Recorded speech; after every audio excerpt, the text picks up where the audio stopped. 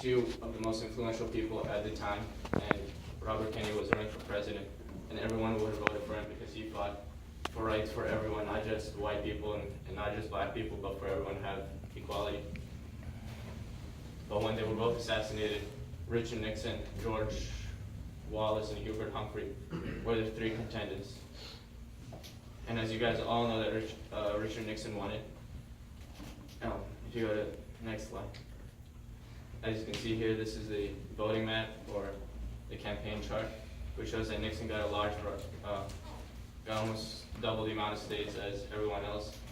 But Humphrey did get almost as many popular votes as him, but Nixon won in the Electoral College vote. And to conclude, Nixon actually, if you believe it or not, did a good job in the beginning. He wasn't just a crook the entire time. He did a good job in the beginning. He gave black people more pay and a little bit better housing facilities for them, but there was still a long way to go, and the fight wasn't close over.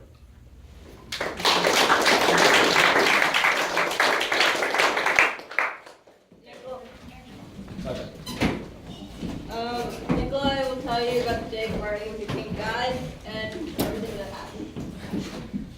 On April 4th, 1968, MLK and members of the SCLC at 6 p.m. we're going to dinner.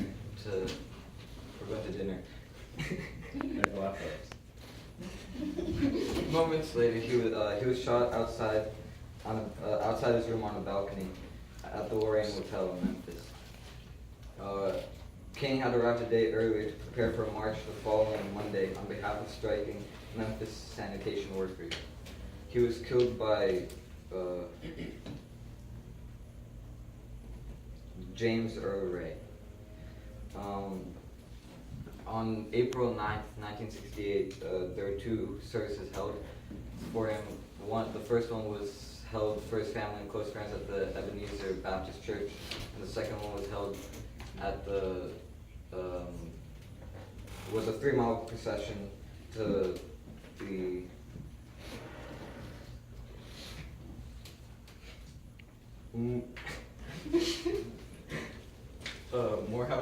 Morehouse College for Public Service.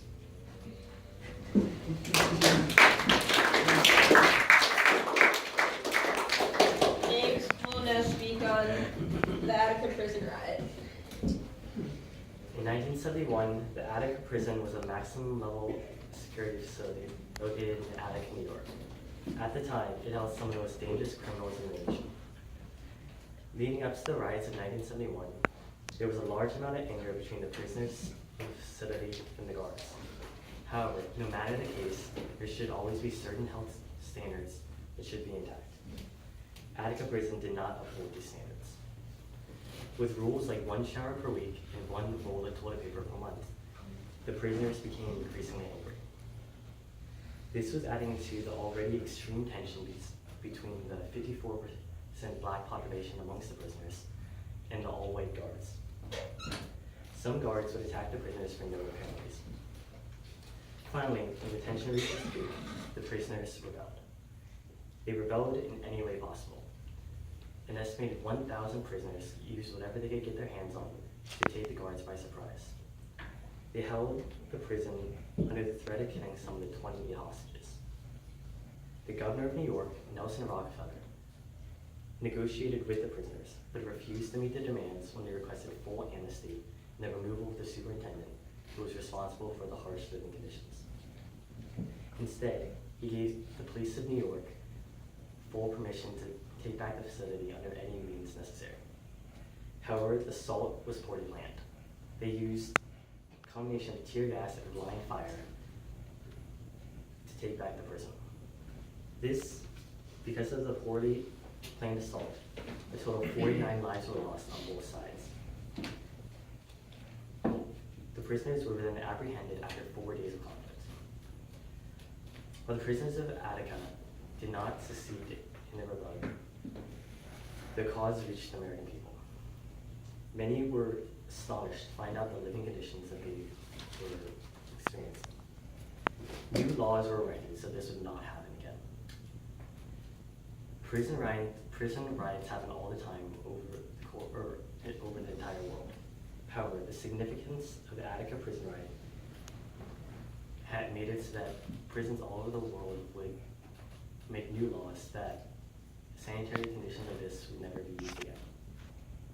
This helped many lives and decreased the tension in these facilities.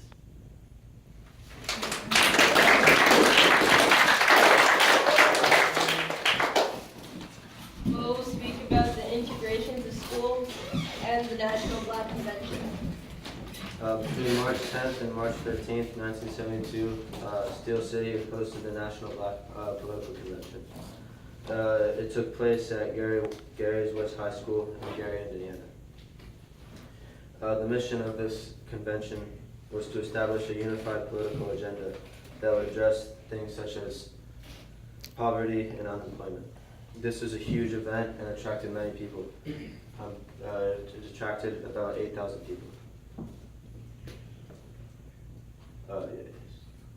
This is a picture of Amory Baraka speaking at the National Black Political Convention.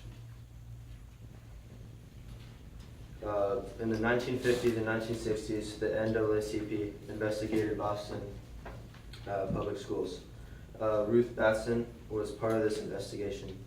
They found that these schools, the conditions were horrible. They found that there was less supplies, and the maintenance was horrible as well. These schools served mostly white or black students. The NAACP held rallies and meetings, but the Boston School Committee did not agree with what they were saying. Once that happened, the NAACP decided to bring this to court, and in 1974, the judge found that the NAACP statement was true and decided to make a change. They proposed desegregation. Thank you.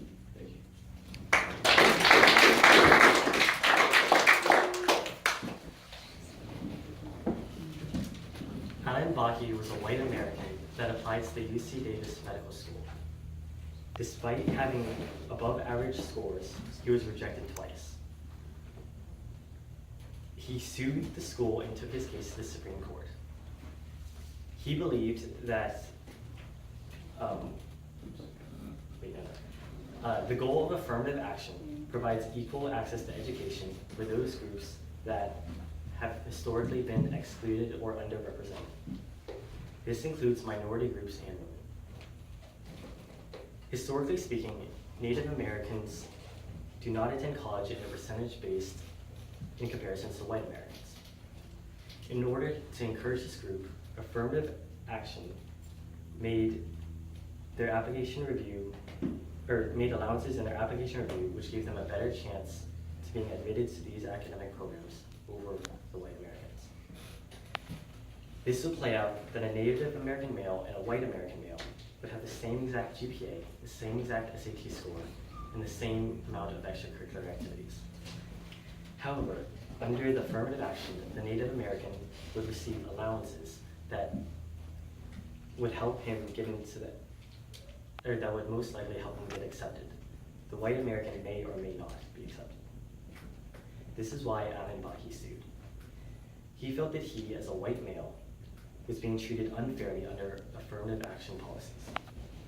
His application had been above average and had an accomplished resume. He was rejected twice into the UC Davis Medical School.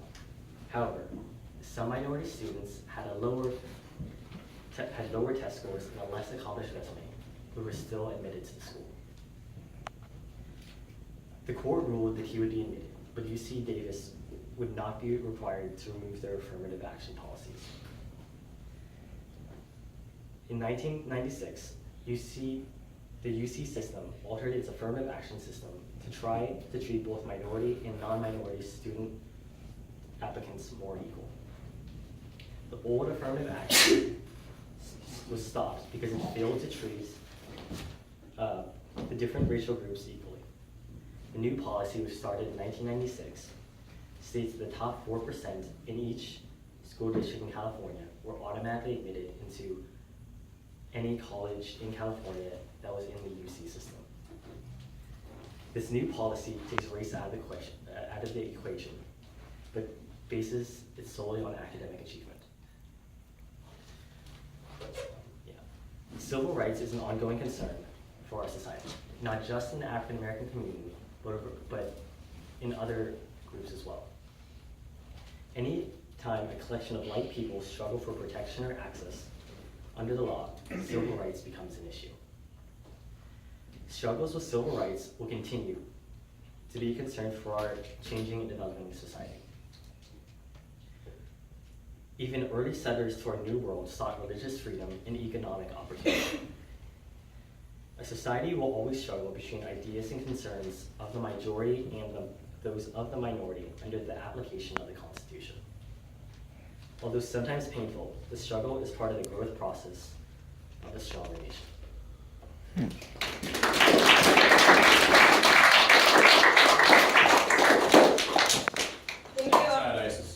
Thank you all for coming to the JTCC school presentation of Eyes on the Prize. I would like to invite all of my colleagues up to come take a bow for their hard work and doing such a great job presenting.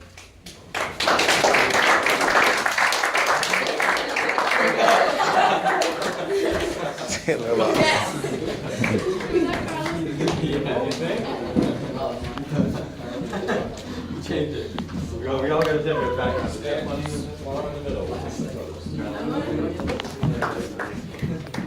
Thank you, guys. Good job.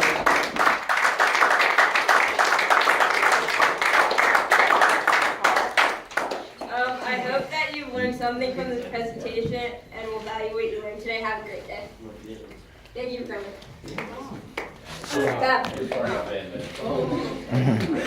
Very good, very good.